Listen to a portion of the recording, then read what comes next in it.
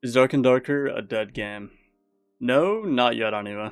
I stream Dark and Darker on Twitch nearly every single day, and I constantly get asked if the game is still alive. In this video I'm going to go over the state of the game, the reasons it's at the point that it's at, and what I think Iron Mace should do in the future. The game still has a decent player base, but the player base is definitely dwindling wipe after wipe. In the past, the community has had faith because we had things to look forward to. Once the lawsuit ended, or once the game released on Steam, it would be nothing but upward trajectory after that. But here we are, post Steam release and post lawsuit, and the game is simply bleeding players each wipe. People often claim that the game is dead or dying while setting player numbers, but this number can fluctuate a lot depending on what time you look at it, what day of the week, if there's any holidays, etc, etc. I think the best way to look at the actual player base of the game is to use the website Steam charts, because if we use this, we can get real stats and timestamps to draw conclusions from on the health of the game. So the state of the game. Dark and Darker released on Steam in June of 2024, and according to Steam charts, it launched with around 40,000 online players. This number held to around 30,000 for most of the wipe, and next wipe was scheduled in September. September wipe launched with around 25,000 people online, and it hovered around the 20,000 player range for most of the wipe. After that, we had the wipe of December of 2024. It also launched with around 25,000 people. It lasted 4 months, and near the end of the wipe, the Steam player base was hovering around 10,000, which was a historic low. Finally, after that, we have the current wipe, which was April of 2025. The wipe launched had around 20,000 concurrent on Steam, and we're only a month in when we're already kind of in the 10,000 concurrent player range, which is pretty crazy because we're not even halfway into the wipe, and we're already at similar numbers to the end of last wipe, which lasted longer than most wipes even should last. It was 4 months long, and we usually expect around 3 months, which is pretty bad.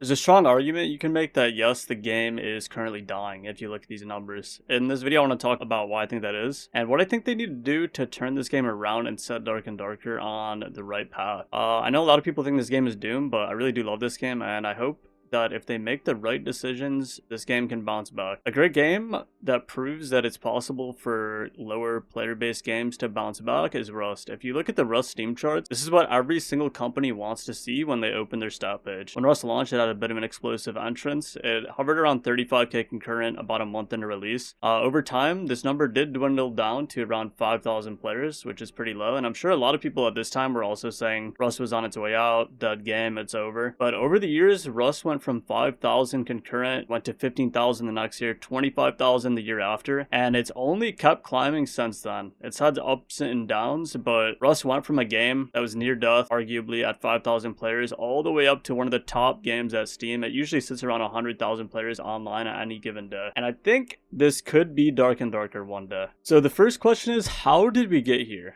So it's no secret that Dark and Darker has been on a slow decline pretty much since the release of the game. Dark and Darker Early Access launch was pretty much the height of the game's popularity, and we've only lost players since then. We've had small player injections from Steam release and the now removed Epic Games release, but regardless of these two things, the game has still just been losing players since launch basically, and there are several reasons for this. I give it 5 reasons, which I'm going to go over in this video. So reason 1, the core systems of the game haven't been developed. The game's core mechanics have barely changed at all, even since from release early access over 2 years ago. For example, we were promised a skill tree training system early on in the playtest. I was told that skill trees will severely throw off the balancing. This was later changed to multi-classing and then fully removed. Another system would be the melee combat system. It's been the same from release, and this kind of ties in with the desync issues that are related to blocking that haven't been resolved, which is a major problem in this game from the very beginning. And as well as that, we have the inventory system. This also hasn't been changed at all since the release of the game. There was a point a while back where Iron Mace did seemingly try to adjust the inventory system, but it was a complete disaster from what I remember, and they pretty much just rolled back all of the changes. This is kind of tied in with the reason why they haven't released the quiver or any sort of inventory like storage developments. They haven't done anything with it. It seems like they tried, it didn't work, and they kind of just gave up. Reason number 2 for the falling player base, in my opinion, is terrible communication. Iron Mace has had really bad communication with their audience since the early access launch. Even 2 years into this game's lifespan, we still don't have a newsfeed or any sort of patch notes posted within the game that are readily available. If you want to find out what's changing from patch to patch, you have to keep up with the Dark and Darker Discord, and even then, things are often left out.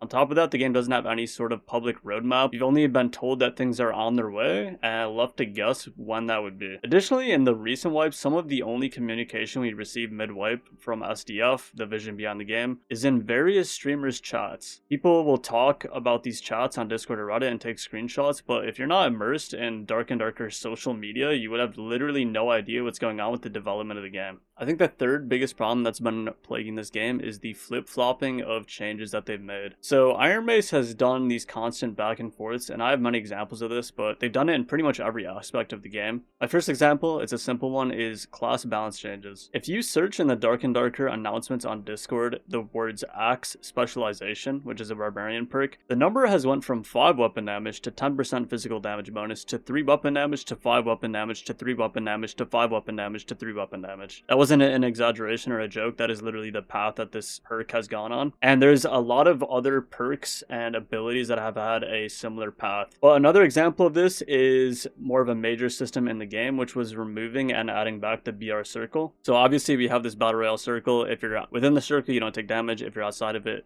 you take damage. The game was released with the circle when the only map was the crypts. They added the goblin caves later, which also had the circle, and then early access they released the ice caves, or the ice mountain, which was meant to be the map without a circle. But then later they ended up removing the circle from all maps. After that they added the circle back, but to high roller only, and they also include it with the ice mountain, which was the map designed not to have the circle, which is odd. And I'm expecting eventually they're probably just gonna remove the circle again. I mean I'm just ready for it at this point to just go back and forth. But the flip-flopping of these changes in and of itself really isn't a massive problem. It's the fact that these changes, which they keep going back and forth on, seem to have taken the place of actually adding new content to the game during wipes. The routine of this game since the start of early access has pretty much been that all of the content for a new wipe is released on wipe day, and pretty much every single patch during the wipe for the next 3 to 4 months is kind of just tinkering with balance changes that ended up getting reverted anyway.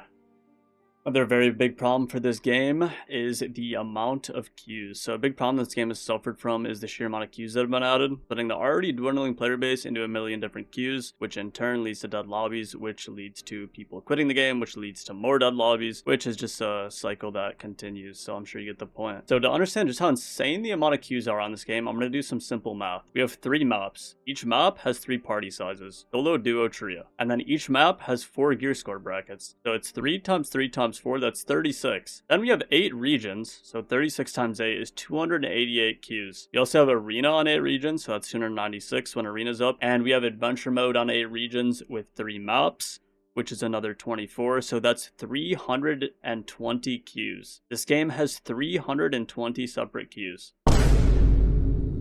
The game has a player population, if we're being generous, of around 15,000, and we have 320 queues. During the playtest, this game had crypts, normal, and high roller, and 8 regions. So we had 16 queues total. Sure, if the game had a player base of like 300,000 concurrent, then maybe we could have 320 queues, but we're hovering around 10,000 people, and splitting all these people into all these queues just makes all the lobbies feel empty, which in turn just makes more people quit and makes them more empty, and that's how it goes. In my opinion, this might be the #1 reason for the recent player decline over the past couple wipes. The final problem that this game has been suffering from since the launch is the slow release of new content.